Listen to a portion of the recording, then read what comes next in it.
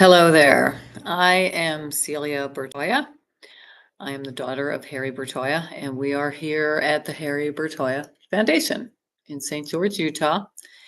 The date is May 21st, 2025. Today I'm going to talk about Bertoia's early wire sculptures. They were some of the very first sculptures that he ever made, and some are just really quite charming. Some are magnificent. But yeah, he had just learned how to weld when he was working with Charles and Ray Eames. They paid for him to go to Santa Monica Community College, I think it was called, or City College. And he took a welding class, and that put him on the road to his career of abstract metal sculptures. One of the very first sculptures that he made, we'll bring this one up here. Let's see, put it, so you've got some, no, let's put it over here, better background. This is not professional, so if you're annoyed by all the moving around, I'm sorry. Anyway, this is a very early wire sculpture. You can see the base there. It's just a very thin base, and the wires are quite simple, and they have little tops on them. Now this one, I believe, just broke off. It's old. This was probably made about 1950. Maybe a little bit earlier than that, 49 possibly. But yeah, this was the first type of sculpture that Harry Bertoia ever made. Quite simple, but lovely. And that green patina on there is simply age. Okay. Now the second one in our little series here is this beautiful tall vertical piece. And that used to sit in my mother's bedroom, and we would take a ping pong ball and put it down the top, and it would kind of zigzag all the way down. Now, I don't think my father knew about that, but we never heard anything. But let's see, I'll get this a little closer for you. You can see again, it's got these little feet, sort of like the tops on that previous piece. And it's just lots of wires all welded, the crazy kooky top there. And you can see it is open. You can put something right down there.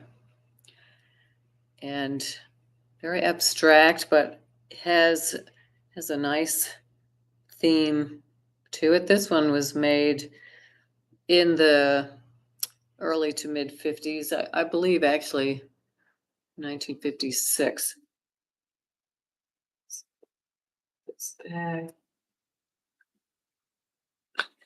Okay, now the one right behind us here, this one I'm not going to pick up because it's quite delicate. I just love this piece. I think it's absolutely wonderful. And you can see it's got very thin wires and then thicker ones, little intrigue pieces all over the place. There are even a couple of lava rocks here. This kind of wire with the texture on it that's thicker and a little bit bumpy is probably steel that is melt coated with brass or bronze. Sometimes they use nickel and copper as the melt coating surface. And to me, this one kind of reminds me of trapeze artists with their ladders and the circus. But as perhaps you know, Harry never titled his pieces unless the client requested it, because he felt that the viewer, you are just as important as the creator, because everyone has their own life experiences, and you looking at this piece, you're going to have a whole different reaction, and it will spur memories that I don't have. So that's why he didn't title them. He also did not sign his works, because he felt that his creativity came from a divine source, and he didn't want to take claim to it. It happened to come through his hands, but he decided to not sign. I'm going to show you a couple of other photos, as we don't have samples here. Now this type, this is a kinetic wire sculpture. It's on a slate base, and some of those pieces, you can see this one, and the little triangular pieces, they move. If you touch the top of that wire, it will move around. And he made quite a series of these, quite a few of these, perhaps a few dozen. And he'd like to call them fantasy scapes. They're just really charming. Again, very simple wires, oftentimes melt coated for texture. Good friend of mine has this one in his possession. And okay, here is a pretty fun one. This, now hopefully that looks like a head to you, because we refer to it as a head. You see the nose there.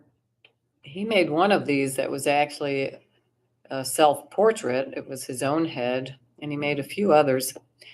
And one of his wire heads ended up on the IBM magazine called Think.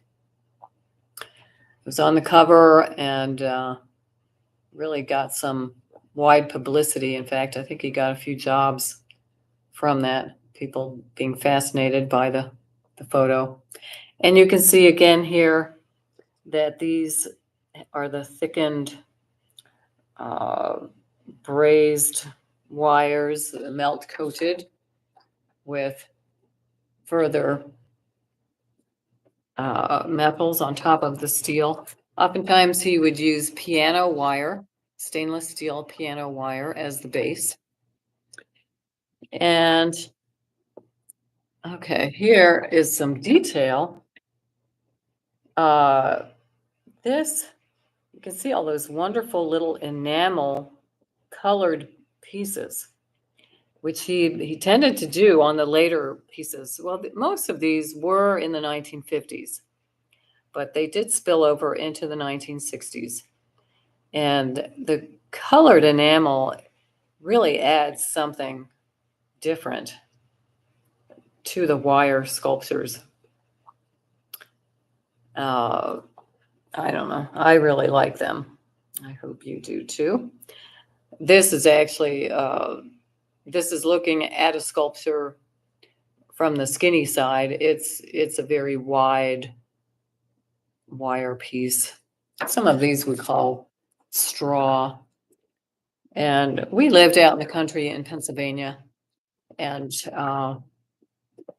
lots of farmers. There were Amish and Mennonite, and just Pennsylvania Deutsch people.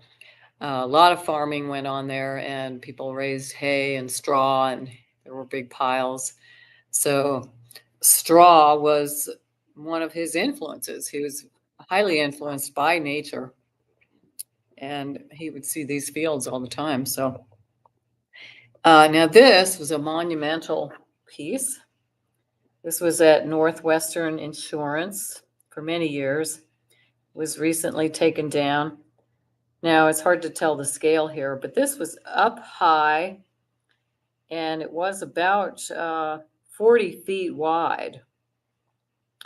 It was in 4 sections that were then bolted together for ease of movement.